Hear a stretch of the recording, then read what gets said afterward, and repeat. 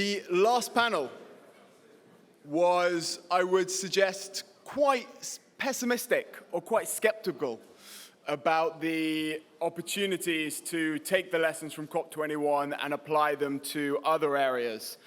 Suggest that there aren't that many issues that can unite the entire world and create a groundswell of support. One or two people yesterday suggested that health, biodiversity, agriculture could potentially be some of these issues.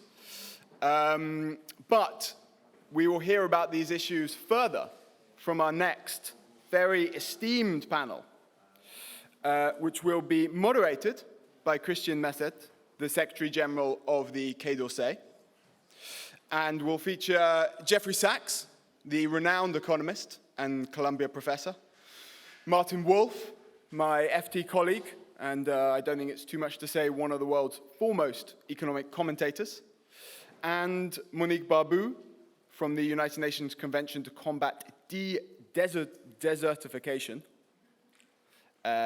and Lars Ronas, the Swedish ambassador for climate change. Could we please give a round of applause as they come to the stage?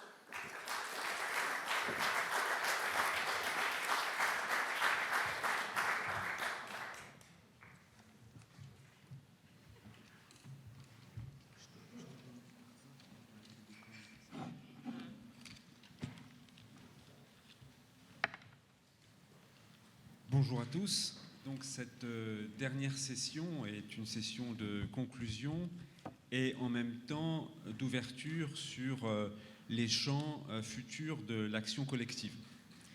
Et nous partons naturellement de la COP21 qui a été l'objet des discussions d'hier.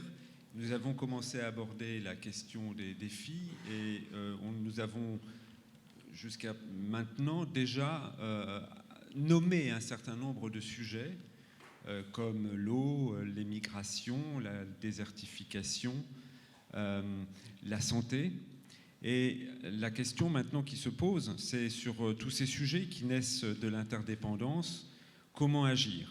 John Kerry était ce week-end à Paris et il a dit dans un discours tout à fait remarquable que pour la première fois dans l'histoire de l'humanité, nous avions des solutions pour toutes ces questions. Le problème, bien entendu, c'est d'aligner les volontés et les actions pour justement apporter ces solutions. Or, et ça c'est un changement par rapport à la COP21, c'est que nous avons vu depuis Paris en décembre 2015 toute une série d'événements qui montrent les élections aux États-Unis, le Brexit, enfin d'autres qui montrent que le multilatéralisme connaît un reflux, qu'il y a une réaffirmation du souverainisme, un regain du bilatéralisme et l'émergence d'une multipolarité brute, sinon brutale. Et donc par rapport à cela, par rapport à des enjeux globaux qui sont manifestes, comment agir ? Hubert Védrine, hier, a dit qu'il fallait commencer par une prise de conscience globale, universelle. Donc comment faire émerger cette prise de conscience ? Et après, comment assembler les volontés et mettre en place des actions ? Est-ce que la COP21 et les instruments de la COP21, tels qu'ils ont été mis en œuvre et utilisés, peuvent être utilisés ? Donc pour parler, alors je vous propose de commencer par ce sujet, c'est-à-dire quels sont les nouveaux domaines où on peut faire émerger cette prise de conscience et quels sont les différents modèles qui peuvent être utilisés. Et puis peut-être dans un deuxième passage d'intervention, aborder l'agenda 2030, parce qu'on en a très peu parlé de l'agenda 2030. Or, c'est naturellement un élément tout à fait essentiel et qui nous guide pour les 15 prochaines années. Et donc voir ce qu'on doit, comment garder l'élan sur l'agenda 2030 et les parties qu'il faut véritablement renforcer. Donc je vais peut-être commencer, si vous en êtes d'accord, par Jeffrey Sachs, donc pour nous dire quels sont les nouveaux domaines sur lesquels nous devons vraiment mener l'action collective et comment. Jeffrey Sachs. Thank you very much. I'm delighted to be here. I think I'll start by quoting Charles Dickens, that it was the best of times, it was the worst of times. It was the best of times in that we reached in 2015, in no small part thanks to the French government, a magnificent set of agreements on a way forward for the world. It's very important. These are not plans, these are aspirations. In fact, what's distinctive about both the Sustainable Development Goals and the Paris Climate Agreement is that they are not plans at all. They don't tell us how to achieve the goals, but they do state common goals. It's the worst of times because our international system is falling apart. And we have a president who is an aberration, president-elect who is an aberration from the point of view of our democratic practice. Very dangerous because highly unpredictable. And great weakness because the United States, which was a linchpin of the multilateral system, is no longer a linchpin of the international system. It's the biggest danger to the international system right now in its unpredictability. And in my wildest imagination, so you can discount everything else I'm going to tell you, I could not have imagined that we would actually appoint the CEO of ExxonMobil to the Secretary of State. But I'll say one more thing about that, which is that all of our news reports are that the threat is about his friendship with Putin, not about the fact that the single company most responsible for global climate change and most irresponsible over the past 2 generations has been handed the power. Because we're so deranged in the United States right now that even the New York Times or others can't imagine that that's really as shocking an issue to put the hands of global diplomacy in ExxonMobil. Almost everything is focused on the discussion of Putin and that issue. So this really is a very, very strange time. And there are 2 issues of global diplomacy that are extremely pertinent for the diplomats in this room, some of the most important diplomats in the world. One is that humanity has a lot of experience in wrecking things. So we have a capacity to turn a stable situation into a deeply dangerous, unstable situation overnight. That happened 100 years ago in August 1914. We're in that kind of world right now. Don't doubt it, that things could get out of hand terribly fast. We are an unstable world, especially with the decline of U.S. power, the unpredictability of U.S.-China relations, the nastiness around which is pervasive, the weakness of Europe, the almost lack of foreign policy in Europe. All of this means that there's a great danger in the world right now. So that, I think, is one key point.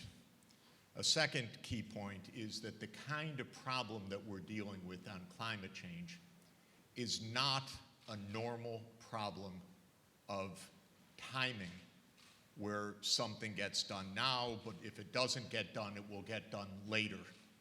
There are many problems in life that wait for the solution. Maybe it's more suffering over 20 years or suffering over 25 years, but when the solution comes, it comes. Climate change and biodiversity are not of that character. because they are irreversible problems. They are problems that have a non-linear response risk, meaning that if we pass certain thresholds, we don't return to normal when we say, oh, so stupid. We should not have driven those million species to extinction. We reverse ourselves. There's no reversing. Or wasn't it dumb to lose the West Antarctic ice sheet? We really shouldn't have done that. It's really a shame that the ocean level rose 5 meters. But now we'll reverse it because we understand better.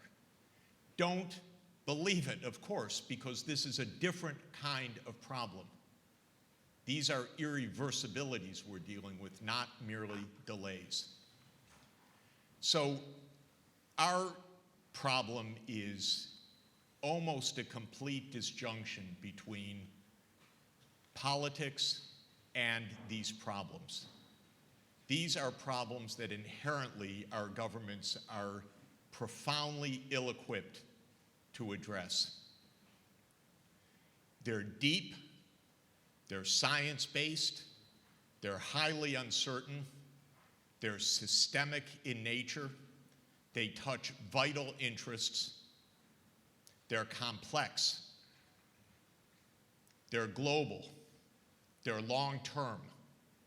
Every one of those adjectives is the opposite of how our politics are organized, which are local, short-term, interest-oriented, and so we don't have a conjunction of politics and reality. It's a deep disjunction. On climate, we are out of time. You hear it every day. You know, it's a cliche. But let me try to break through the cliche for just a moment. We agreed to things in Paris, well under 2 degrees C, aiming to achieve 1.5 degrees C. Forget 1.5 degrees C, we're already there. Because by the time the thermal inertia of the oceans is taken into account, we're already past that. And nobody that signed the agreement knew the technical basis of what it would take to achieve that. But we're basically at 2 degrees C right now in sheer momentum. My sorry job is to travel around the world and hear governments wringing their hands about how important this is, but how hard it is for them to do X, Y, and Z. The only place I don't hear this is Washington, where this is just a myth anyway, and I'm probably not even going to have a visa to go to Washington soon. So I'm counting on one of you nice people to give us asylum. We are really out of time. So the final point that I want to make at this moment is that this is not about markets. It's not about ExxonMobil, which, by the way, in my stump speech forever and ever, I called the most powerful company in US politics, but I could never imagine they would own the State Department. Could not imagine that. So crude, double entendre, that it was really beyond my imagination. So what would we need to do to be positive? The Paris Agreement made something extremely important. I think it's, it's our lifeline to survival. And by the way, I don't think another country in the world could have done it but France. And I mean that in all sincerity. This was brilliant diplomacy, brilliant. But diplomacy is not a plan. It is not a reality. It is not an achievement. It is only a foothold.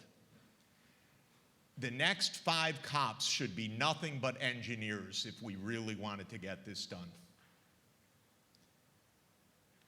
Really, engineers, grid managers, automotive engineers.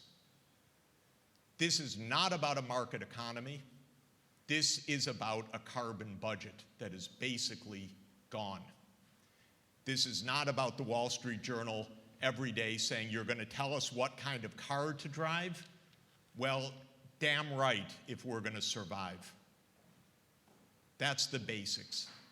So I don't know whether we're there yet. I believe the people of Earth deserve better. I believe Paris gave them something quite wonderful. I don't think our governments are at all equipped for it. I'm not even, in one sense, caring about what Trump says. He's a fool. We need to be serious about humanity, because this is not a game, and we're almost out of time. Merci beaucoup, professeur. Donc, vous avez bien identifié les domaines pour lesquels une action irréversible est en train de se produire et donc sur lesquels nous devrions nous concentrer en montrant en même temps les grandes difficultés. On va y revenir. Monsieur l'ambassadeur, donc depuis la Suède, où vous êtes en charge du climat, quels nouveaux domaines vous voyez à l'horizon pour l'action collective ?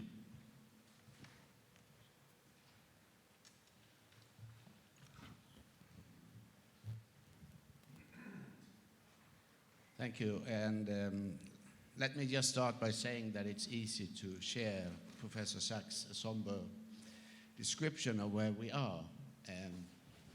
But I would also like to add that, not as a diplomat, but as a parent having children, that it's so imperative to bring hope to your children, and that it is possible to work for a different society, you know. And let me start there, because I think that the good thing being 2016 is that looking back for the past 2 decades, we have seen tremendous progress in fighting poverty.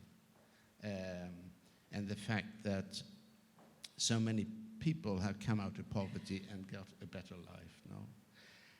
That in itself has proven that the way the old rich countries achieve their standard, making use of natural resources, is untenable. No? So the equation we have is, how do you bring development and climate issue together?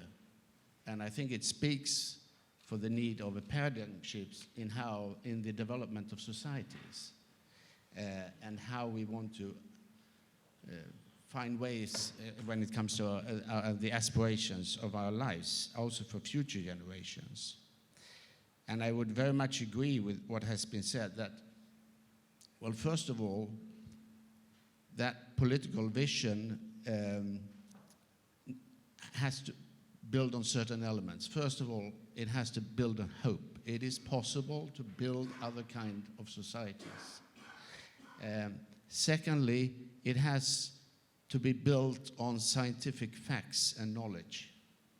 And it has to be all-inclusive. So it stands in contrast to what we just heard here. It stands in contrast to fact-free politics. It stands in contrast to narrow-minded nationalism.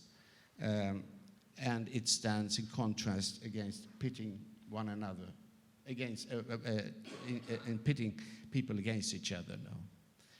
So that kind of political vision, well, we have it in UN documents and others, but it needs to be translated into political language that can inspire people. I also very much agree with what have been said, that now it's time not perhaps to look only at politicians and the political systems, but for the engineers, for the business who is driving this. And coming to what we have learned from COPs, I think the climate action agenda has been so important and instrumental in bringing about the Paris Agreement, because it raised expectations. We want an agreement from the politicians. But in as much as the climate action agenda is a moving, I was about to say, moving circus from one city to another, my reflection is, if you go into development issues, maybe that action agenda should move to other cities than those where we have COP meetings. COP meetings, which, by the way, are moving into a more technical stage in one way. Because we have an agreement, we are moving into implementation, we are moving into development. So maybe we should have an action agenda which meets in Davos or at the World Sevilla or the next exhibitions or at various UN meetings, World Bank, next to the spring meetings. Maybe that's where things should be mobilized around to bring that intergenerational aspect into our development aspects. So I think I stay there. Thank you. Merci beaucoup, Monsieur l'Ambassadeur. Vous nous avez donné les ingrédients justement pour parvenir à une gouvernance globale sur un certain nombre de sujets, alors même que Jeffrey Sachs nous a rappelé la réalité brutale et brute dans laquelle nous nous trouvons actuellement. Donc, entre les deux, Monsieur Martin Wolf, donc, que peut-on faire et sur quel sujet?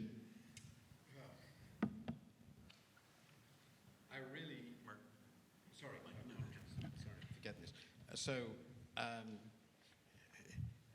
this is the second session conference I've addressed this morning, and the first discussion was on the future of democracy, and that didn't go well.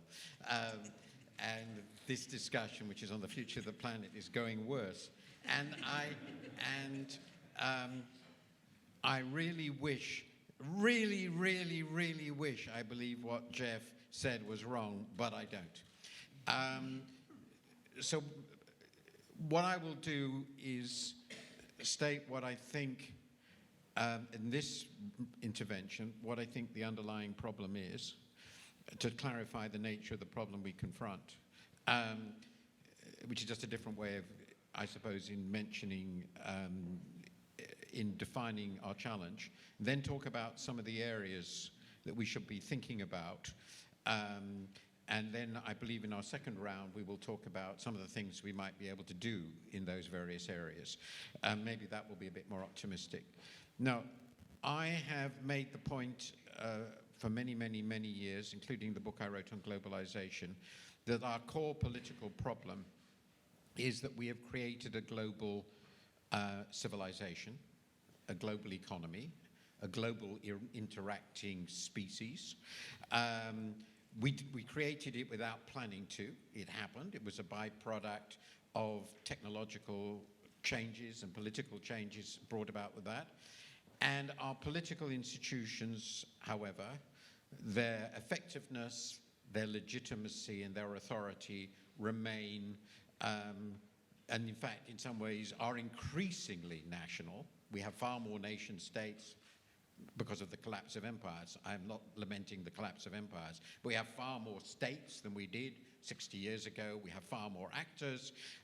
We have far more major powers than we had even 20 years ago. There are new great powers in the world system, and they all have, many of them have different political systems, different value systems, and they are very suspicious of one another. So that's an absolutely core challenge of which we have to confront. And the second point I would make on that, and we really find it very difficult to do so. When I wrote my book, I put forward the EU as a model of a way of dealing with those sorts of problems. I have to say, because I am a great supporter of the EU project, even though I thought the euro was insane, and I've always thought so, that it doesn't look as good now as it did then. And that was the model, that was a hope. There are two things that have happened in democratic politics in the last 2 or 3 years, which I think are linked with the financial crisis in part, which have made this much worse. And the first, which Jeff didn't specifically address, but it was implicit in what he said, is a really major assault on the notion of expertise, which became a major part of the Brexit discussion, and of course has been part of the discussion of climate change in the West generally, but particularly in the US for decades. And the second thing is a major attack, which is exemplified in the election of Mr. Trump on the very notion of global responsibility. So we have always had a huge problem in making the world system operate, and it's got much, much worse. I don't think we can possibly deny that, at least in the democratic world. Now, the democratic Western world is a shrinking part of the world system. There's no doubt about it. But even at purchasing power parity, this is a measure which sort of, I think, slightly exaggerates their true role in the role of the emerging world, the developed world as a whole is still half the world economy. It's still 2.5 times as big as China.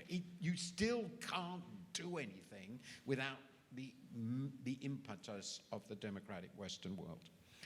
Then let me just say very, very briefly what I think the challenges are that we have to address. I'm not going to start with the SDGs. Jeff, I know, will know all the goals and all the targets by heart. I don't, and it's beyond me. So I will see, but these are the things that I think we need to deliver on. They're not in order of importance. They are all important. First, economic development is obviously remains a huge priority. We have still billions of people who are desperately poor. That just happens to be true, short of the means for what we in the West would regard as a decent, satisfying life.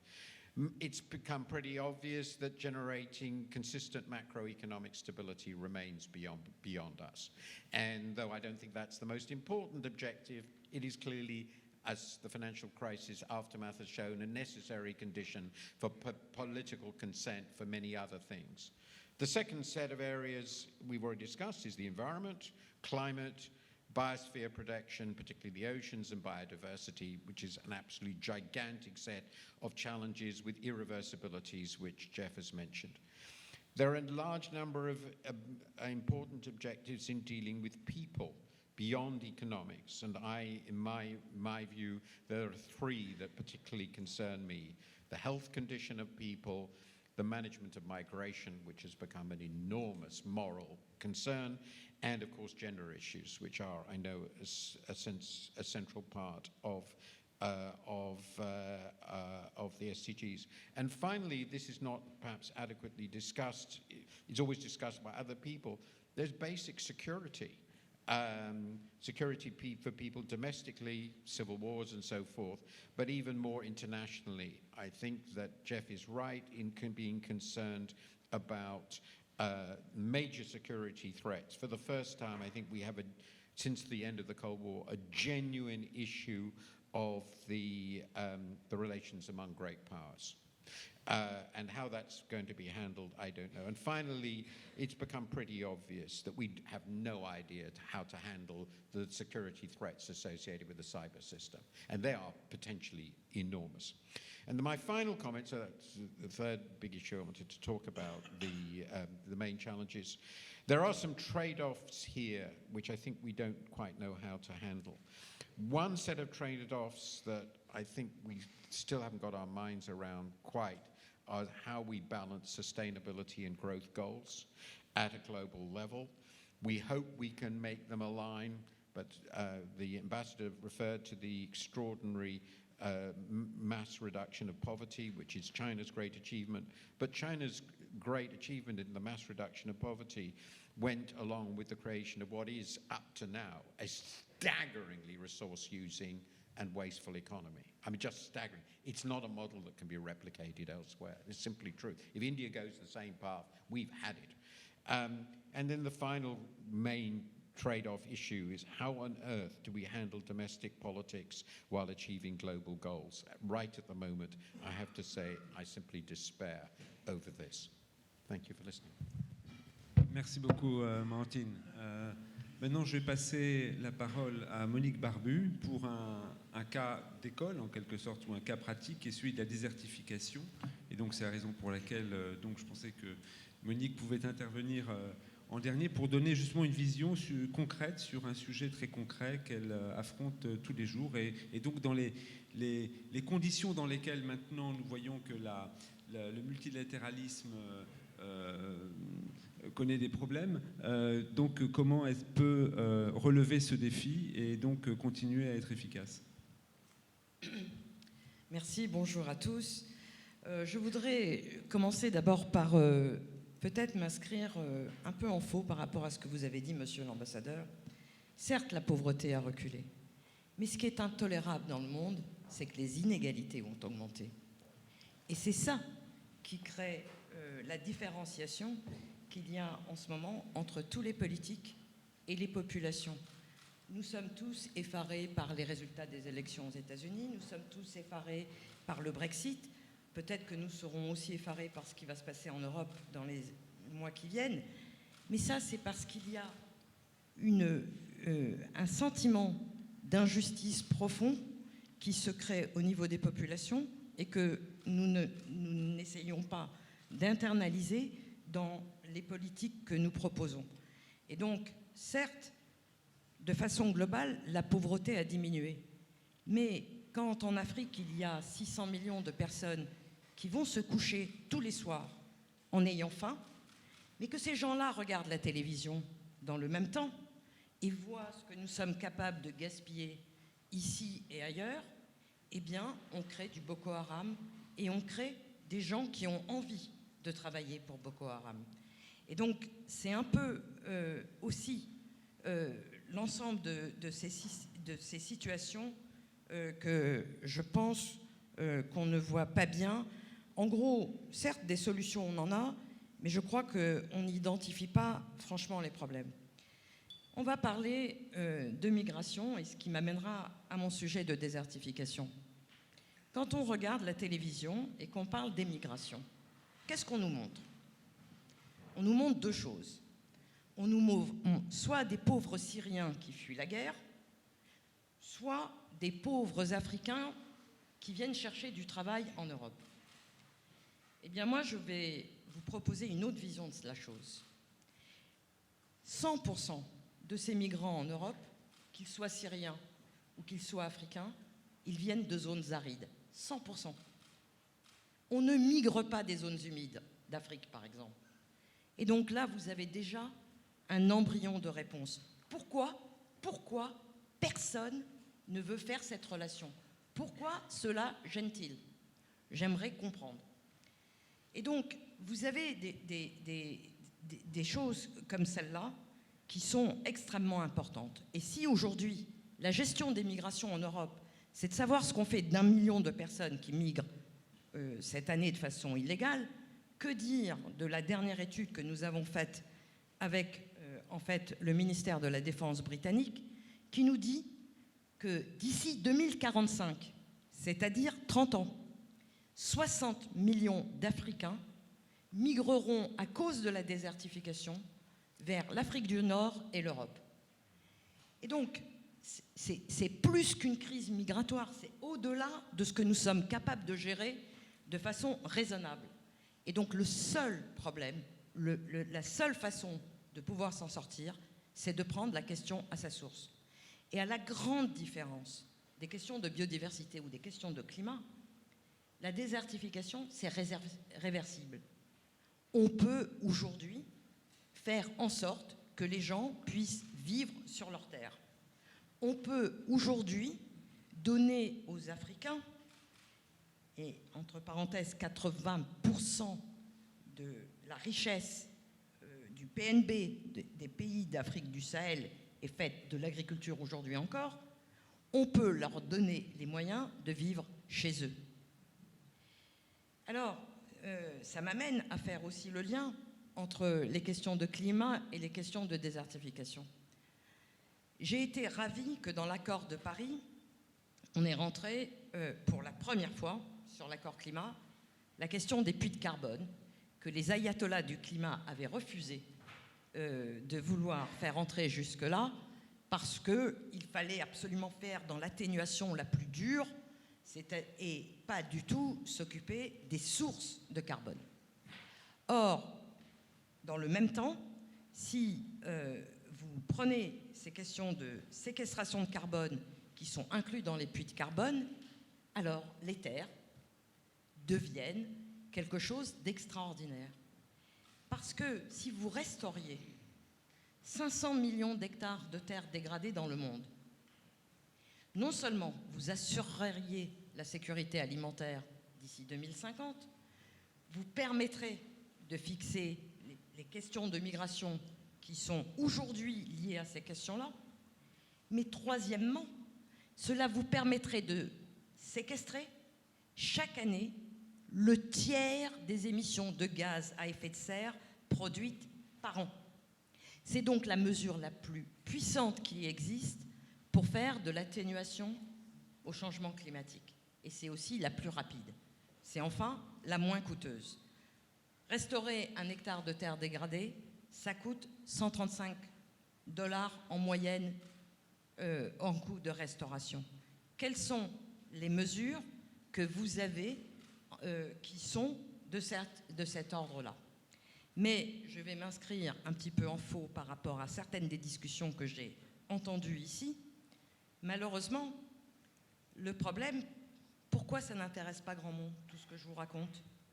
C'est que moi, justement, je ne peux pas intéresser les entreprises. Parce que pour restaurer des terres, c'est du travail. C'est essentiellement du travail. Et donc, les grands marchés qui permettent aux entreprises dans le changement climatique, par exemple, d'imaginer du bon business, eh bien, dans les secteurs comme les miens, il n'y a pas de vrai bon business. Et donc, on se retrouve à avoir des vrais problèmes qui ont des répercussions de sécurité internationale, de stabilité mondiale aujourd'hui, et je peux vous assurer que la prochaine grande crise des 20 ans à venir, elle va venir de ces questions de stabilité mondiale, et en particulier de ce qui se passe aujourd'hui en Afrique, qu'on ne règle pas parce que justement, dans la problématique de développement telle qu'on la vit aujourd'hui, il s'agit effectivement d'investir sur un développement complètement endogène. On ne pourra pas y mettre nos technologies parce que sur ces questions-là, ce n'est pas les sujets qui permettent justement d'avoir des grands marchés extérieurs qui puissent se développer. Et donc, à nous de voir jusqu'où nous souhaitons aller dans cette myopie collective des questions. Merci. Merci beaucoup, Monique. C'était très concret. Donc, nous allons passer à la deuxième partie consacrée en fait aux solutions et donc aux méthodes, notamment pour faire avancer l'agenda 2030. Nous avons eu le wake-up call de Jeffrey Sachs, l'horizon idéal de l'ambassadeur, et puis nous avons eu cette identification des sujets qui a été, je trouvais, beaucoup de convergence entre Monique et Martine sur ces nouveaux sujets qui sont les questions sociales, donc tout le pilier social en fait de l'agenda 2030, et la question de sécurité qui apparaît pour la première fois dans ces objectifs du développement, notamment dans l'ODD numéro 16. Donc ce sont des nouvelles dimensions, sans oublier naturellement ce qui est irréparable, et là je crois qu'il y a un consensus pour dire que la biodiversité devrait être aussi le deuxième grand chantier que nous devrions véritablement pousser. Alors, comment faire je vais passer cette fois-ci la parole à Martin Wolf, donc dans ce sens-là, à Monique, et puis à Jeffrey, et puis à notre ambassadeur préféré. Oui, Jeffrey. Might I just say a word of follow-up to Madame Barbu? Because she's absolutely right that the drylands are the war zones of the world. And I want to give 3 examples very quickly, if I might.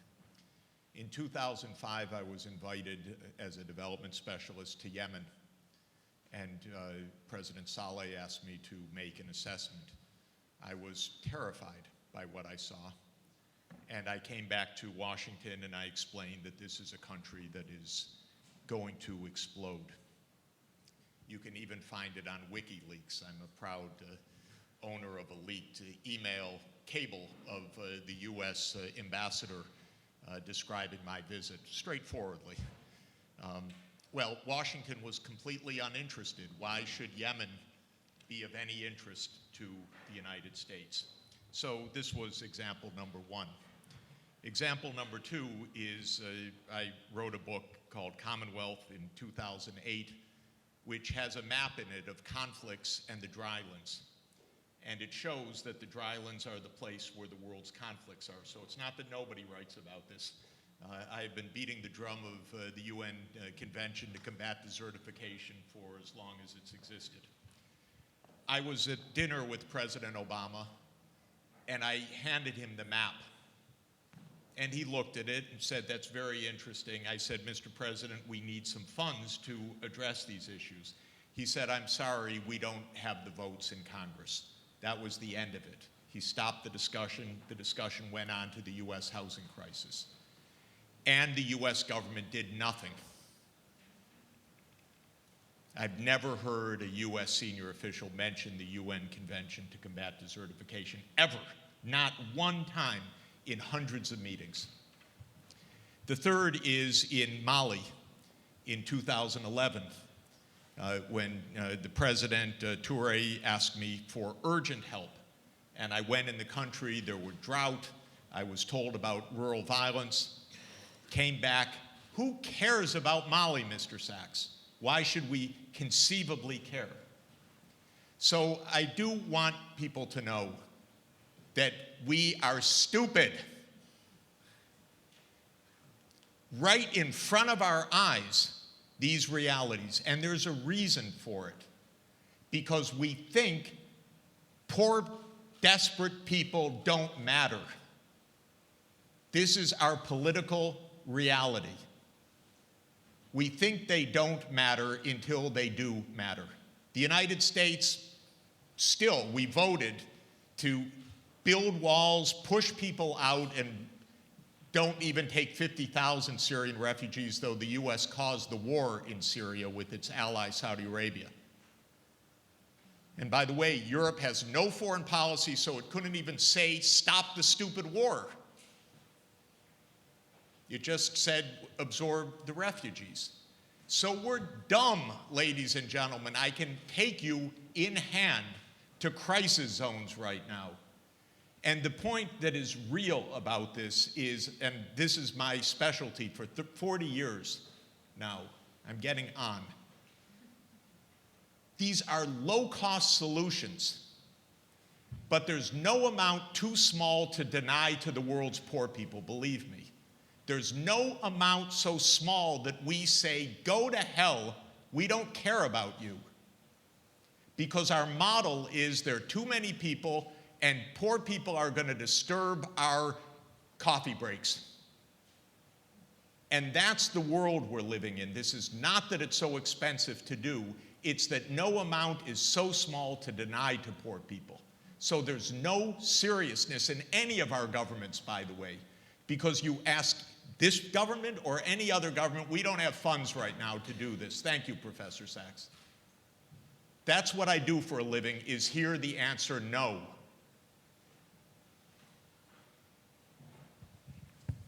Merci beaucoup de ce nouvel appel. I must say we care about Mali. La question, c'est d'avoir effectivement à la fois les moyens et la politique à la hauteur de tout ce qui est en train de se passer dans ce continent et notamment dans cette région. Nous essayons de mobiliser les Européens et au-delà des Européens, mais vous avez tout à fait raison, la question de l'inclusivité, de l'injustice sont absolument au cœur.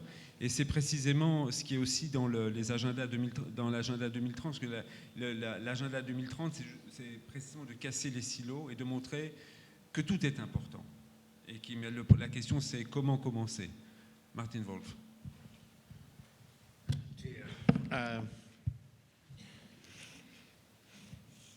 After Jeff, one always ends up in this terrible position of sounding like Pollyanna. The question we were asked initially was, if I understood it correctly, is how far could the COP21 approach be generalized?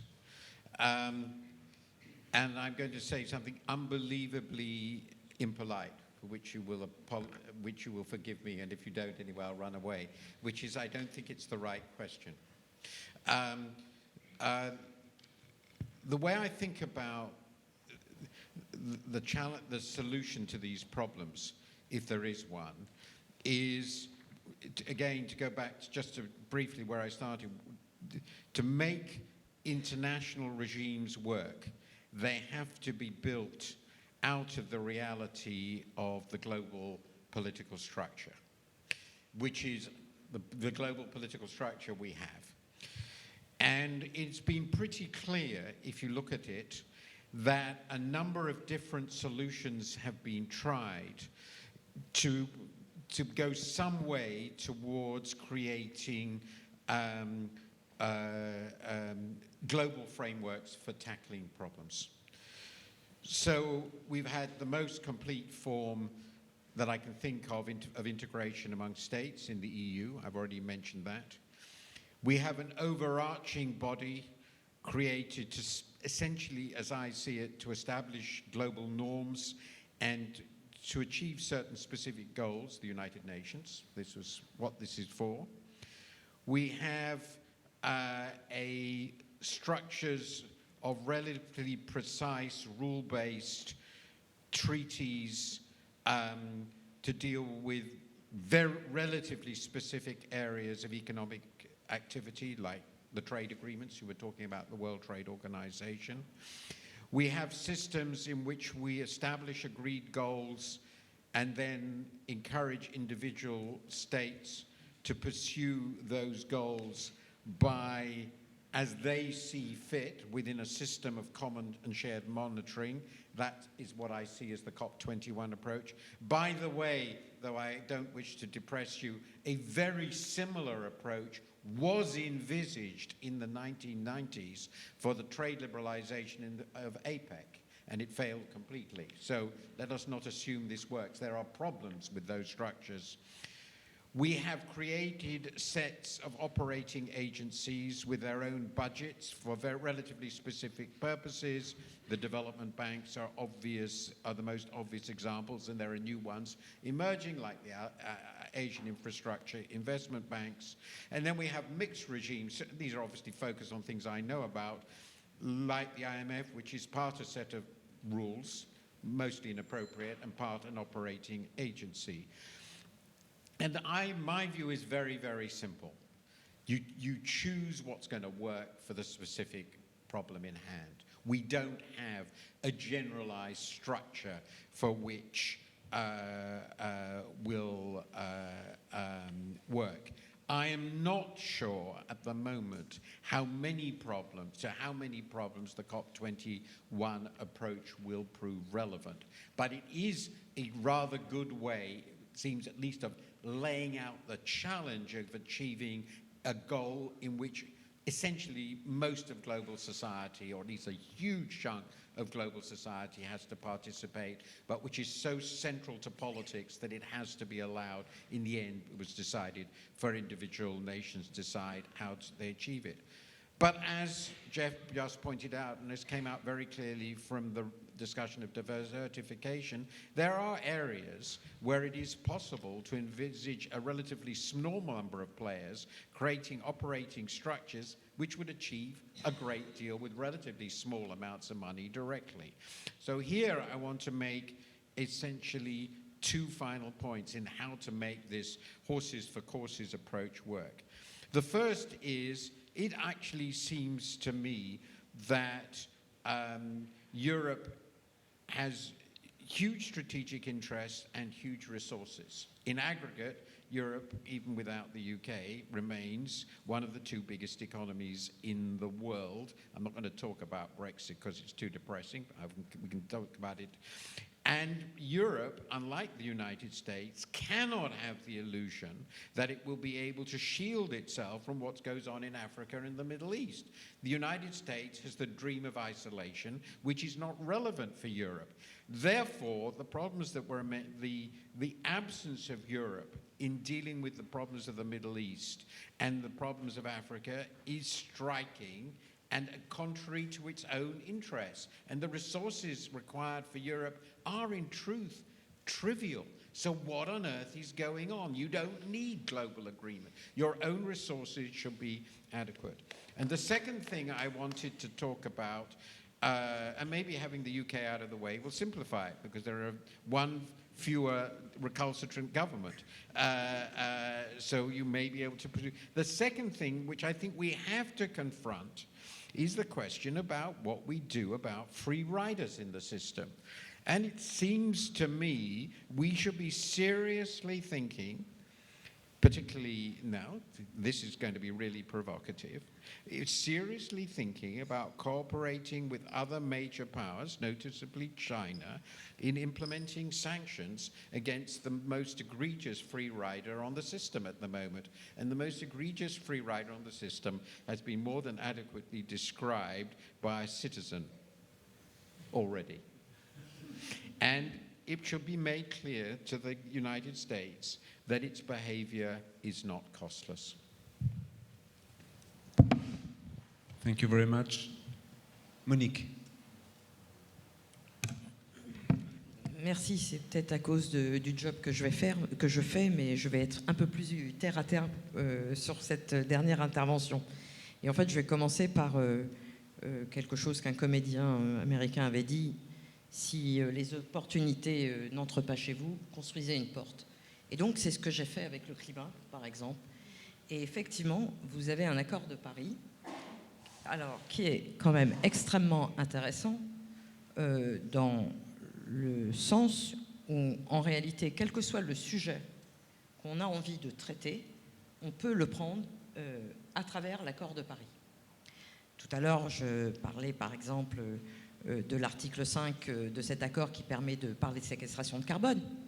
Mais si on pense à l'avenir, si on pense même aux questions de financement sur le développement, il y a, par exemple, dans un autre des articles, la notion de ce nouveau mécanisme de développement propre qui va être créé pour remplacer le CDM antérieur qui, d'ailleurs, pour certains, a été plutôt appelé, plutôt que Clean Development Mechanism, China Development Mechanism. Donc on va en refaire un autre. Et donc si on veut que ce ne soit pas un China Development Mechanism, et si on veut y faire rentrer un certain nombre de sujets qui nous importent à tous, c'est le moyen. C'est une des utilisations qu'on peut faire de l'accord de Paris pour pouvoir entrer un certain nombre de choses. Par ailleurs, la seule chose, c'est que l'accord de Paris, il est très inclusif, très gentil, mais quand même, un jour ou l'autre, comme il n'y a pas de système de sanctions dans l'accord de Paris, il va bien falloir qu'on discute d'un certain nombre de choses très sérieuses. Et on va revenir aux questions de taxes carbone, et en plus, maintenant que de toutes les façons, on n'est plus très copains avec les Américains et que les Anglais vont être dehors, de taxes carbone à l'entrée, par exemple, de l'Europe. Parce qu'on ne va pas pouvoir être les seuls bons élèves de tout le système occidental. Nos populations ne l'accepteront pas si, quelque part, il n'y a pas une contrepartie. Et si vous avez une taxe carbone qui représente ce que nous acceptons que nos entreprises mettent comme contenu carbone, eh bien, ça a plusieurs vertus. Ça a une vertu, premièrement, de financer quelque part le problème de perte de compétitivité, mais ça a aussi une vertu écologique. Je vais vous donner l'exemple de la France. On nous dit aujourd'hui qu'en France, bravo, il y a moins 30% de production de CO2. Dans le même temps, la consommation de CO2 en France, elle a augmenté de 48%. C'est-à-dire qu'en fait, la seule chose qu'on a faite, c'est importer le CO2 dont on a besoin. Donc quel est le grand intérêt de la chose si on n'arrive pas à taxer ça à la base? En même temps, ça nous permet de retrouver de la ressource qu'on peut investir. Donc il faut bien entendu faire en sorte que cette ressource soit investie dans des cadres vertueux de croissance propre, aussi bien chez nous que dans les pays pauvres. Et donc ce sont des mécanismes comme cela, à mon avis, auxquels il faut qu'on réfléchisse maintenant, si on veut que l'accord de Paris ait un sens quelconque. Parce que sinon, le 2 degrés, on ne l'aura jamais. Ce n'est pas possible que seule l'Union européenne puisse faire les efforts qui nous amène aux 2 degrés. Ce n'est juste pas possible. Et donc voilà, il faut réfléchir à faisons un mécanisme de développement propre dans l'accord de Paris qui soit véritablement un mécanisme pour les pays pauvres de développement. Réfléchissons au système de sanctions au travers de taxes, et en particulier au niveau des frontières européennes, sur les contenus carbone. Et troisièmement, regardons au niveau des coopérations qu'on peut mener avec le secteur privé sur des systèmes intelligents de financement. Parce que clairement, tout l'accord de Paris va aussi dépendre des moyens qu'on est capable d'y mettre. Et donc, par exemple, nous créons en ce moment, avec Natexis, un fonds sur les questions de terre. Et ce fonds, il va être pour l'essentiel alimenté par des entreprises privées, enfin des grands fonds de pension, qui voudraient investir sur ces nouvelles questions-là, en sachant qu'il y a des énormes questions de sécurité alimentaire qui vont se poser d'ici bientôt si on n'investit pas dans les terres et si en même temps on ne veut pas d'accaparement de ces terres. Et ainsi de suite. Voilà, je vais m'arrêter Merci là. beaucoup, Monique. Jeffrey, très brièvement. Let me say something positive for a moment.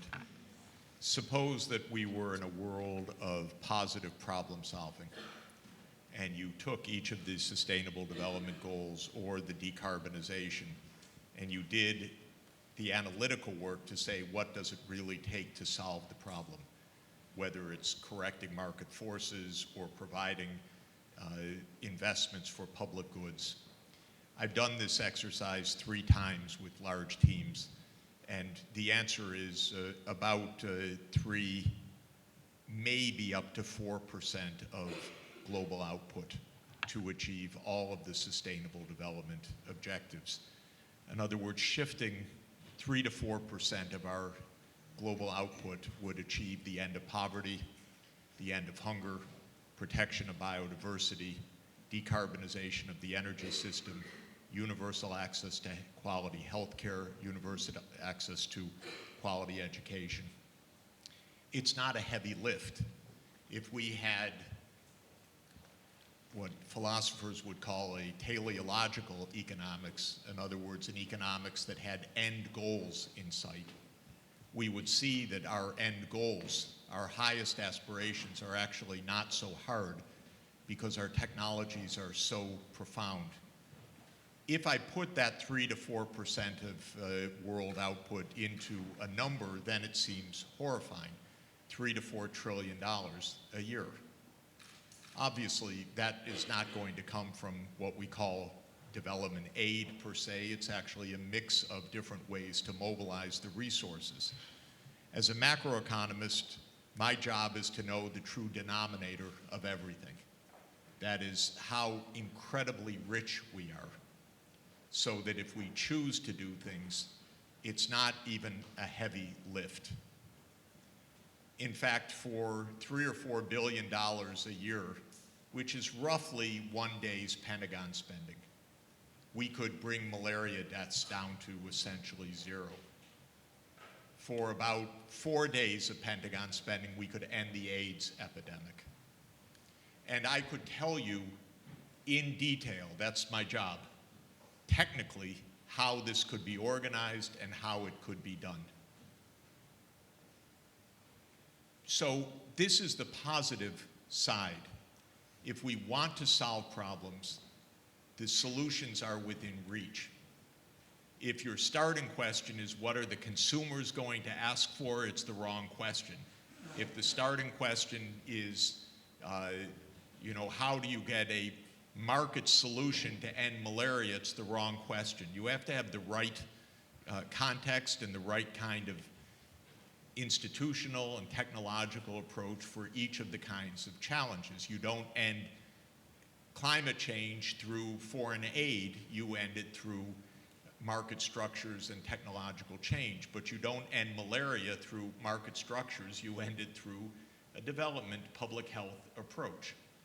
So these are categories that need analytics.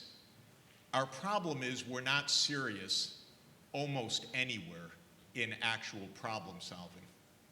There's a complete disconnect between setting a goal and then thinking systematically how to achieve it. The main reason is that our politicians are highly averse to the real brainstorming because it calls on them to do things that are not convenient for their next election. This is the essence of our problem, not that this is so profoundly difficult. I don't have time to give you even a 10-minute summary of deep decarbonization. Let me just say that I led 16 country teams to present reports on how this can be accomplished from a technological level. The US government, to its credit, based on our work, literally based on our work, issued a deep decarbonization scenario in Marrakesh in the last days of the Obama administration. I give them a lot of credit for it. It's the first ever document which shows technologically how the US at low cost could decarbonize by 80% or more by 2050. So these are the technical approaches. If we're serious, then what the Ministry of Foreign Affairs here should do is to make a list of the Sustainable Development Goals and say, how can these really be achieved? Not, isn't it nice that they're there? Martin is absolutely correct from Europe's point of view, by the way. Europe's central strategic issue is the Middle East and Africa. It's not even Russia, though that's the #1 thing on people's mind. And NATO is not your central strategic savior. It is having a neighborhood that is viable for you. And if you want to know why, if you look, I just looked at the numbers, in 1950, Europe had twice the population of the combined Africa and the Middle East, twice. Now Europe has half the population of the combined Africa and the Middle East. And by 2100, on the current demographic trends, Europe will have something like a sixth or so of the population of your neighborhood. That's because Africa's demographic profile is out of control. Total fertility rate of 5. Think of what that means, by the way. That's a forecast of 4.3 billion Africans by 2100, with Europe in a declining population. Now, this is untenable from everybody's well-being, by the way. First and foremost, of course, Africa. Untenable. If you were doing problem solving, excuse me, I'll just finish quickly. If you were doing serious problem solving, there is one, not quite magic bullet, but near magic bullet for this. And that is keep girls in school. Help them get an education. Now, if you then follow that one step, you do budgeting of how much would that cost? How much could the African counterparts pay? This is what I do for a living. The answer is you need another $30 to $40 billion a year. This is not big stuff, by the way. This is Europe's and Africa's future. But of course, it's a slow-moving tsunami. It's not fast enough for the politicians. So my recommendation is take goals seriously.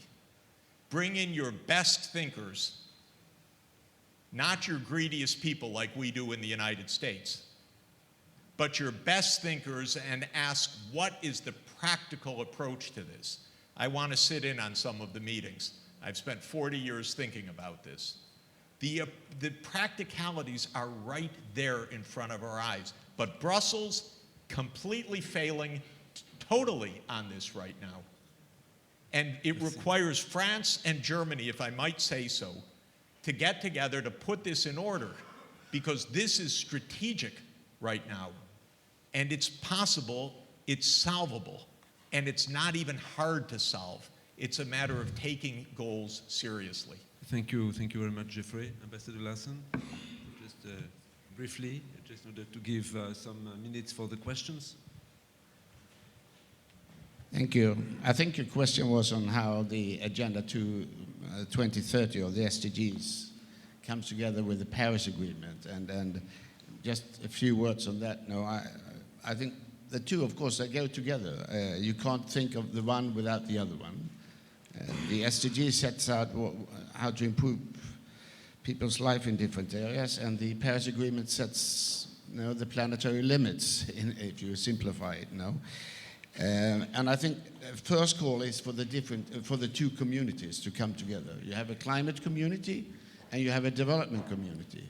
And these two communities, they will have to come together in terms of the thinking you were asking for, to present that new kind of development model that can sustain the improvement of people's life within the planetary boundaries now. Madame Babou, you are absolutely right that inequality is a big issue in this, not only in the moral, ethical sense, but with huge inequalities, you have a tremendous obstacle to transform societies. Whereas we have been able to go through transformation of societies, agriculture, industrial, IT, but you need social cohesion if you are to bring people with you. Otherwise, you have a backlash politically, and I think we are seeing that. Thank you very much. We have less than 10 minutes for questions because Jean-Marc Ayrault will join us at 12, 15, 20. So who would like to ask the first question? Or observation, recommandation? Oui. The Financial Times has a question. I'm afraid it's only very slightly related, but Mr. Sachs, you said that you could solve AIDS with 4 days of Pentagon spending. That sounds quite extraordinary. Without, it might be, I'm sure it's a huge subject, but would you maybe explain in 1 or 2 sentences how one would go about that? You made it sound relatively easy. Yeah, just as an example. That's 4 days of Pentagon spending per year to break the epidemic. And you need an extra $10 billion a year to implement what's called 90-90-90. 90-90-90 is UNAIDS science-based strategy to break transmission of HIV. Basically, 90% of those who are infected with the virus should know their status. Of those, 90% who know their status should be on antiretroviral treatment, and 90% of those on antiviral treatment should suppress the viral load. If you do that cascade, that's about a 72% reduction of the viral load, which breaks transmission. That's to be achieved by 2020, and then by 2030, it's to go to 95, 95, 95. That's an 81% or so reduction of the viral load. That gives what's called mass action or herd immunity effect, like vaccinating 80% of the kids in a measles epidemic is enough to break the transmission of measles. So when this is modeled, and it's now been modeled many, many times, if we could get to 90-90-90, which several governments already are, you can break transmission.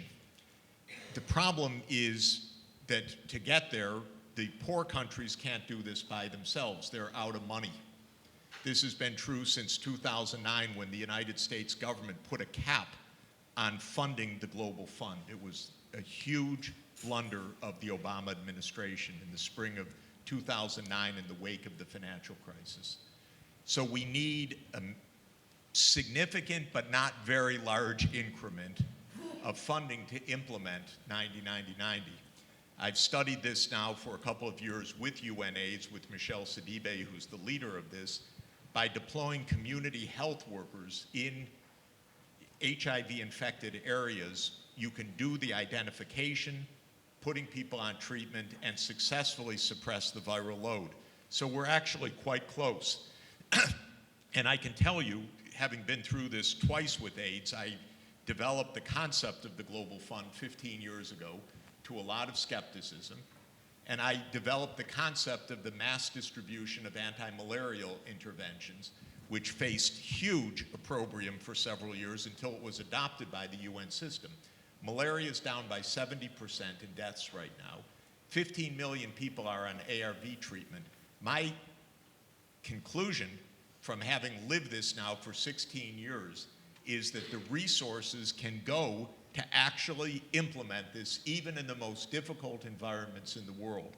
So the summary is we have a serious, scientifically modeled, rigorous approach. We have an implementation mechanism built around community health, and we have a budget limit.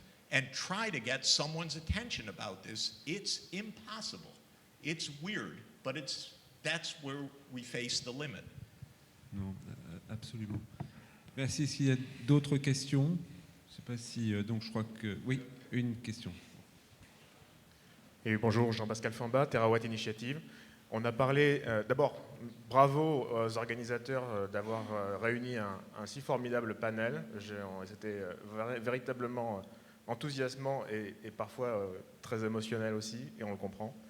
On a parlé de changement climatique, on a parlé d'objectifs de développement durable. Il y en a un qu'on n'a pas cité, qui nous intéresse plus particulièrement à Terawatt. C'est le 7e, l'accès à l'énergie, qui nous semble être finalement le premier, puisque sans énergie, les autres objectifs de développement durable et sans énergie propre vont être très difficiles à atteindre. Je voudrais avoir l'opinion du panel sur cette question. Bien sûr, sachant que dans le cadre de la COP21, naturellement, cette question était totalement associée et que notamment dans les actions communes sur le Paris Action Plan, Lima Paris Action Plan, c'était véritablement beaucoup autour de la production d'énergie propre. Je pense que ça, c'est l'autre sujet, c'est-à-dire que suivant à qui vous parlez, tout le monde va vous dire tous les objectifs tournent autour du mien et tous les autres doivent s'organiser comme cela. Donc, pour moi, c'est clair que, si vous voulez, ils sont tous liés. C'est-à-dire les prendre individuellement ne fait pas de sens. Mais je me garderai bien, à partir de maintenant, de voir les numéroter. Moi, je sais que dans mes équipes, on me dit partout, tu dois expliquer que l'objectif numéro 15, c'est le premier. Et que je refuse de faire ce genre de choses. Et donc, mais en même temps, ça met la question qui est mise sur la table, c'est que dans un monde contraint au niveau des financements, en réalité, tous les financements devraient d'abord se concentrer sur les opérations qui permettent de réaliser le plus d'ODD à la fois.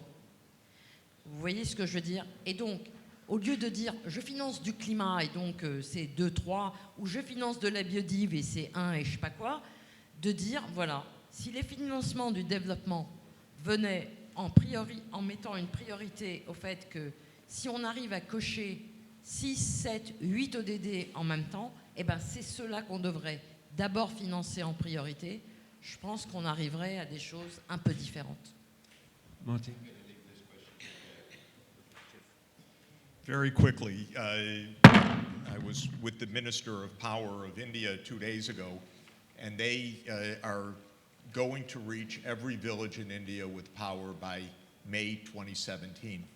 And within a short period of time after that, I don't remember whether it was 2018 or 2019, so I don't want to be misquoted, they're going to reach every household. The reason is they took this on as a mission project, and the Prime Minister Modi made a very strong political pledge for access to electrification, and he's got a very dynamic Minister of Energy, and they're doing it. So this is the mission orientation. This one fits their political as well as their developmental need. Now, they have to decarbonize also, so that's a different part of this agenda. We were in Nepal just the day before that, and there's 40 gigawatts of hydropower potential if they decide we're going to bring it down from the Himalayas to India's cities. There are ways to do these things, in other words, and on access to power, India is going to be the world leader of showing that on a mission basis, this can be accomplished in a remarkably short period of time. Merci beaucoup. Nous allons conclure. Merci à ce panel étincelant. Je crois que nous pouvons les applaudir très fort.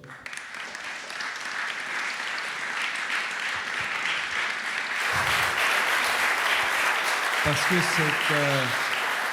c'est un panel qui a su admirablement combiner, je crois, la vision et les approches extrêmement concrètes et qui nous a bien montré qu'au-delà de la COP21, l'ampleur des besoins est absolument considérable et que les circonstances dans lesquelles nous pouvons apporter une réponse à ces besoins s'est considérablement aussi dégradé.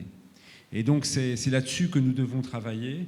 Et j'ai bien retenu que le meilleur moyen, c'est d'avoir une approche au cas par cas, tout en ayant naturellement le lien entre tous les éléments, mais c'est une approche au cas par cas, et de ne pas croire qu'une formule dans un cas peut s'appliquer dans l'autre, ça c'est tout à fait clair, mais qu'on part d'un point qui est celui de l'expertise et de la prise de conscience. Et que là, effectivement, il y a une vraie difficulté sur ce sujet. Les experts ne sont plus entendus. Et donc, comment faire en sorte qu'ils soient entendus et qu'on puisse faire, par cercle concentrique, émerger cette notion de responsabilité globale. Ça, c'est absolument essentiel.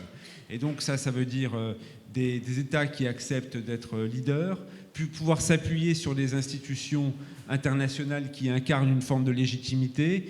Et c'est tout le jeu de multi-acteurs, à la fois pour justement l'engagement, mais aussi pour les financements, qui doit se décliner de façon très différente selon les sujets. Et de voir comment, je crois que Monique l'a très bien expliqué, comment on peut ouvrir effectivement des portes entre les différents sujets pour trouver des solutions très concrètes qui font avancer, qui font avancer les choses. Sur cet ensemble, sur ces cas, sur les sujets à aborder, il y a un consensus pour dire que l'Europe a un rôle particulier parce qu'elle incarne justement une forme de multilatéralisme et une forme de responsabilité et d'action collective et qui est unique et qu'elle doit conserver cette capacité pour elle-même à l'intérieur mais aussi pour le reste du monde et pour entraîner. Mais la leçon aussi que j'ai entendue de tous, c'est que l'Europe doit faire plus de géopolitique à un moment où les questions sociales, les questions de sécurité, les questions d'injustice au niveau global, d'inégalité, sont absolument centrales. Et donc c'est comment l'Europe peut-elle faire plus de géopolitique pour ne pas être naïve et en fait pour promouvoir un multilatéralisme réellement efficace. Ce sont donc des sujets qui sont ceux que nous aurons à aborder à partir de 2017. Et donc nous l'aborderons dans le cadre de l'Académie diplomatique internationale. Ce séminaire ou ce colloque aura une suite qui découlera beaucoup de ce qui s'est dit maintenant dans cette table ronde et bien entendu pendant ces 2 journées extrêmement fécondes.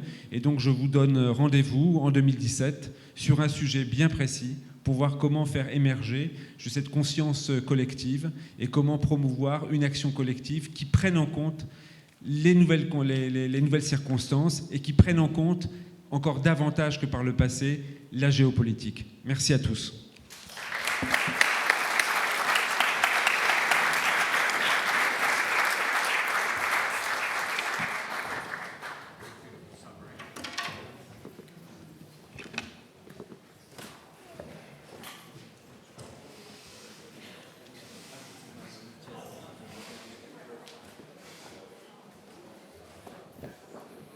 Wonderful. Thank you very much to our glorious panel. I would now like to introduce our main speaker for the day, a man who needs little introduction, but the former Prime Minister, the current Foreign Minister of France, Jean-Marc Ayrault. We've had a lot of optimism and a lot of pessimism today and yesterday, and we're all fascinated to hear what he has to say about the future of global governance. So welcome to the stage, Monsieur le Ministre.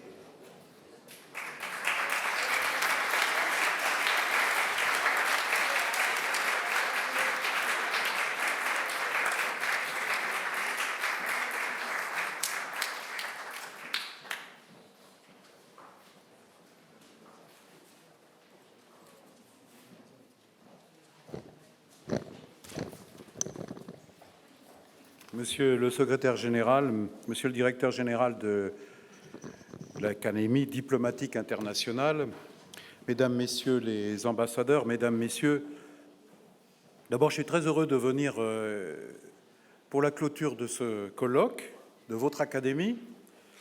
Et je voudrais d'abord remercier Michel Duclos de l'avoir organisé avec le soutien du Quai d'Orsay, en particulier de Christian Masset, le secrétaire général, mais aussi l'appui du Centre et de stratégie, et puis bien sûr de l'ensemble de l'équipe climat. Ce colloque, en tout cas, c'est l'occasion de rappeler ce que l'esprit que traduit la présidence de la conférence de Paris.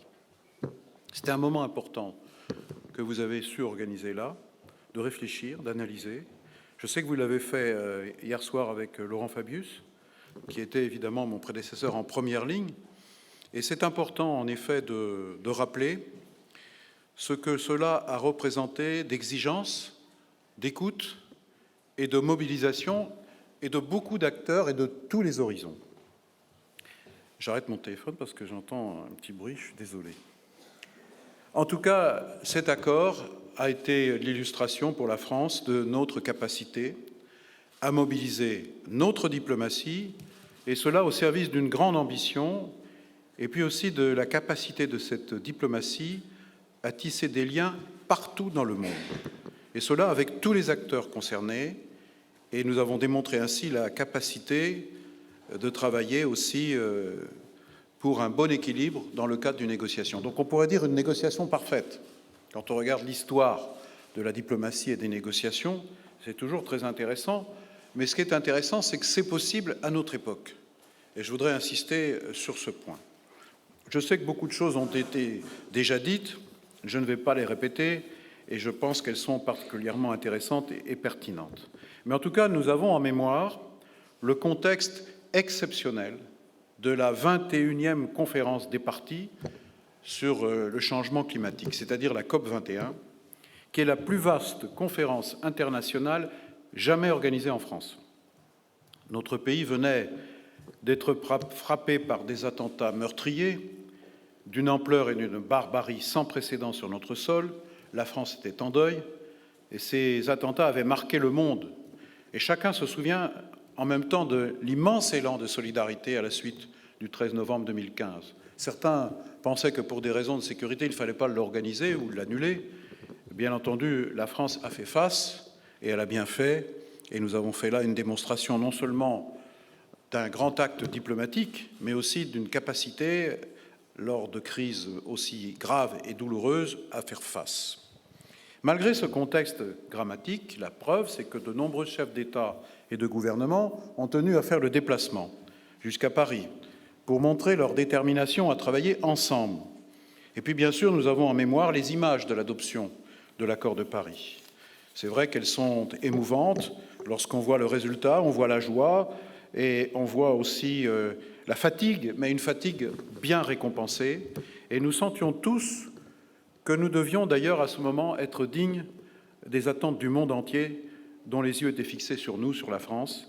Et pour reprendre les termes du secrétaire général des Nations Unies, Ban Ki-moon lui-même, et qui, je crois, a été marqué par cet événement. Et il l'a rappelé lorsqu'il a été décoré de la Légion d'honneur, Grand Croix de la Légion d'honneur par le président de la République il y a désormais quelques jours. C'est donc une grande date que le 12 décembre 2015. Une grande date pour l'humanité, et l'accord de Paris restera parmi les grands accords historiques.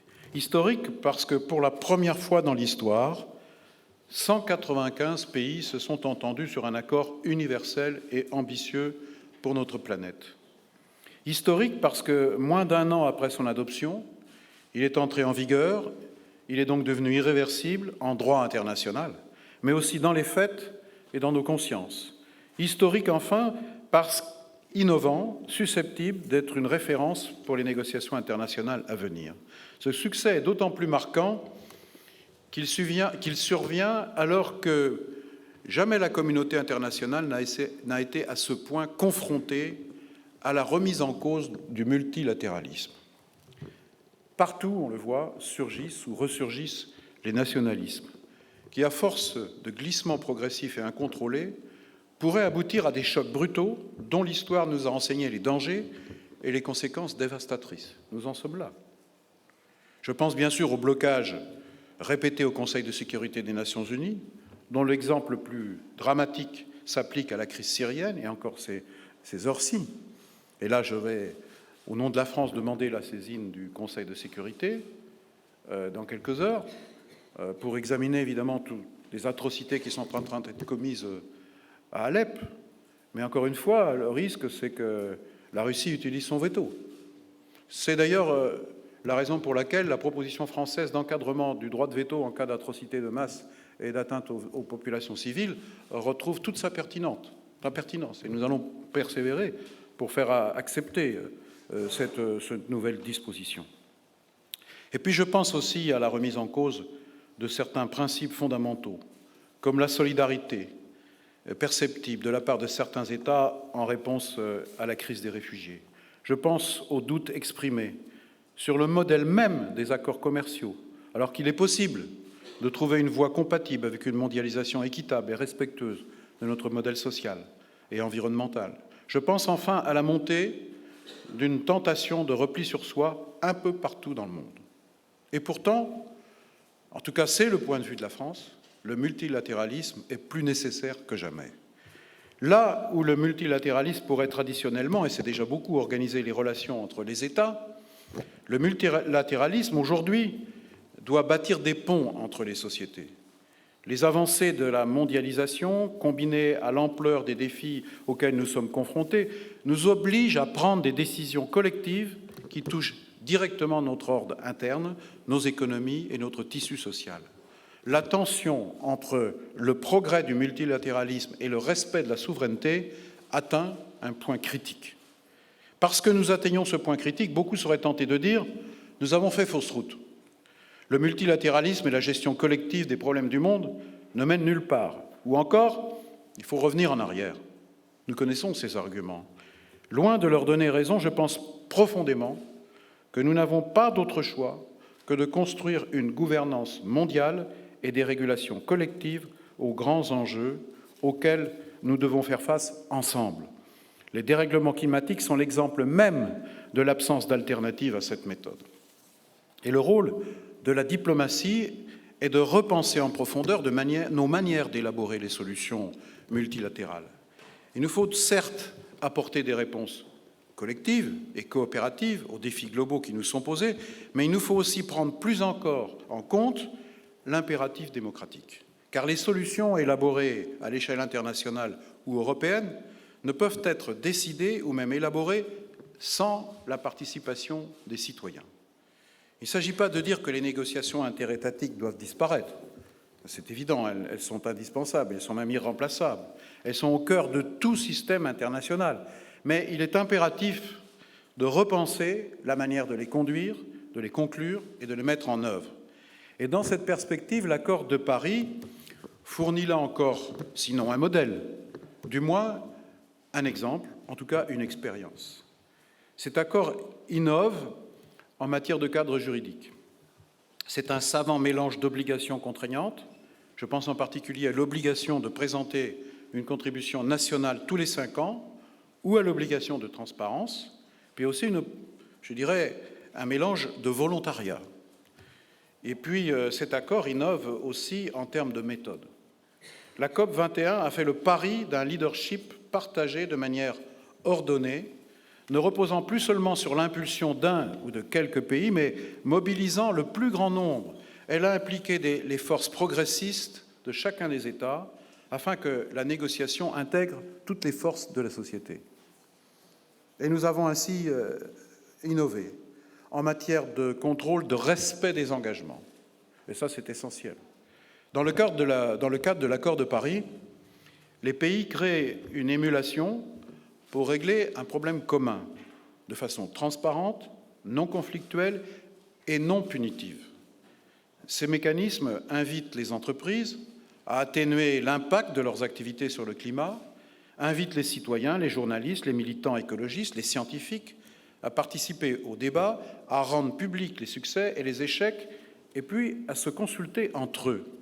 Donc c'est une méthode nouvelle, je dirais pacifique, constructive, qui peut provoquer de la controverse, du débat, mais c'est bien le but de cette, en quelque sorte, ce ressourcement démocratique. Mesdames, Messieurs, l'accord de Paris, c'est donc aussi une œuvre qui est celle de tous. Cet accord appartient à tous, il dépend de tous, il est dans l'intérêt de tous, et il est à l'image de ce que doit être la diplomatie du XXIe siècle, celle d'une responsabilité globale et partagée.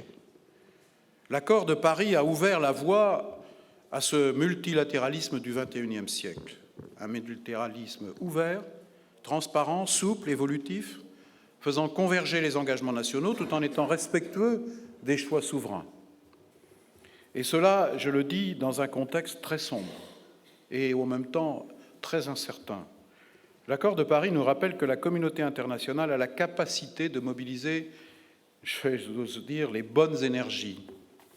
Le meilleur moyen de défendre ce multilatéralisme plus transparent et plus inclusif est d'envisager d'autres champs d'action en suivant son exemple, comme vous y avez contribué à travers ce colloque. Nous devons donc continuer à réfléchir à la manière d'élaborer une gouvernance véritablement démocratique de la mondialisation. Dès lors que nous touchons à des enjeux concernant directement l'avenir des peuples, il n'y a pas qu'un seul modèle, il n'y a pas de modèle unique. Il faut donc être inventif, créatif, innovant, avec des solutions qui soient adaptées, bien sûr, à chaque sujet. Mais je pense, par exemple, aux objectifs du développement durable, qui gagneraient à s'inspirer de la réussite de l'accord de Paris. La lutte contre la pauvreté, l'accès à la santé, l'accès à l'énergie, le respect de la biodiversité, la soutenabilité de l'agriculture, l'égalité des genres, la promotion du travail décent. Voilà autant d'ambitions qui peuvent utilement bénéficier de la méthode utilisée pour la négociation de Paris. Donc je crois que le temps de la régulation de la mondialisation est plus urgent que jamais. D'ailleurs, il y a quand même des progrès.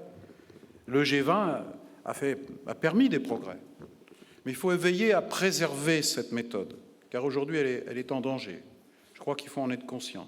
C'est pour ça qu'il faut vraiment continuer à diffuser des idées, de partager des connaissances, de partager des savoirs, de partager des savoir-faire, contribuer à la mobilité aussi des femmes et des hommes.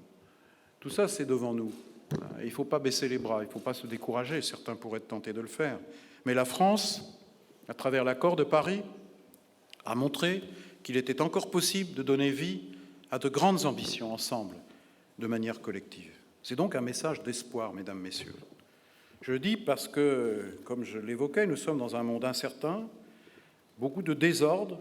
Et quand je dis incertain, si on regarde l'Europe, le Brexit, la nouvelle politique et stratégie russe, qui nous impactent aussi, mais aussi le choix du peuple américain, de nouvelles puissances qui montent, de nouveaux désordres aussi, puis bien sûr la guerre, le conflit au Moyen-Orient, et sans oublier la cause de la paix au Proche-Orient. Tout ça, c'est encore devant nous.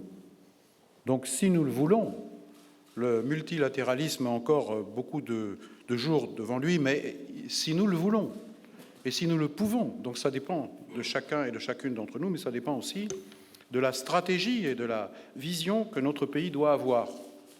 Et donc c'est l'occasion de le rappeler. C'est la conviction de la France. Il n'y a pas d'autre voie possible. Les sirènes du repli et du retour, je dirais, nationaliste sont là, elles sont présentes, nous les entendons, et elles sont dangereuses. Donc il faut faire preuve de capacité à convaincre, faire preuve de capacité à entraîner, à ne pas se laisser décourager et de baisser les bras. Parce que cette tentation existe, y compris dans notre peuple, le peuple français. Et la France doit donc continuer, même quand c'est difficile, même si elle peut paraître isolée, et parfois même seule. J'en ressens quelque chose en ce moment sur le conflit syrien. Il faut garder ce cap, il ne faut pas renoncer à ce que nous sommes. Alors en même temps, évidemment, avec la volonté de convaincre. Et là où nous pouvons tenter de convaincre le plus, c'est d'abord en Europe. Mais là aussi, il y a des difficultés, des divisions, mais il y a aussi des progrès. Et donc, il faut renoncer à rien. En tout cas, moi, j'en profite aussi pour remercier toutes les équipes qui ont contribué à cet accord. On se réjouit au nom de la France, mais celles et ceux qui, personnellement, et il y en a beaucoup qui sont ici, se sont engagés, je crois qu'ils revivent cet anniversaire que j'ai salué avec certainement beaucoup d'émotion, mais aussi beaucoup de fierté. Et cette fierté, mesdames et messieurs, elle est légitime. Donc, à partir de là, à partir de ce potentiel, à partir de cette réussite, nous pouvons envisager beaucoup d'autres combats au nom de ce que nous sommes, ce à quoi nous croyons, et en restant fidèles à nos principes, ne jamais nous résigner. En tout cas, c'est la conviction de la France. Je vous remercie.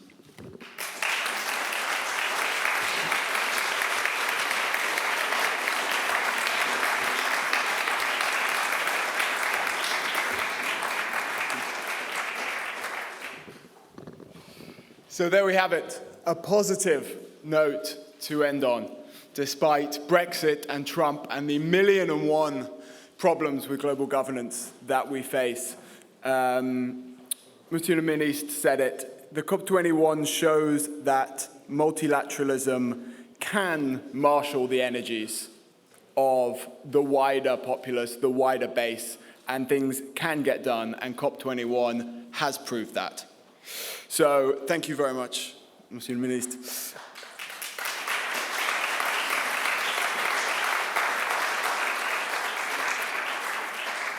So, all that's left really is to say a few final words. I suggest that this would be a future fertile area for future conferences on this similar subject, which I believe is being prepared by the Académie Diplomatique Internationale and the Quai d'Orsay.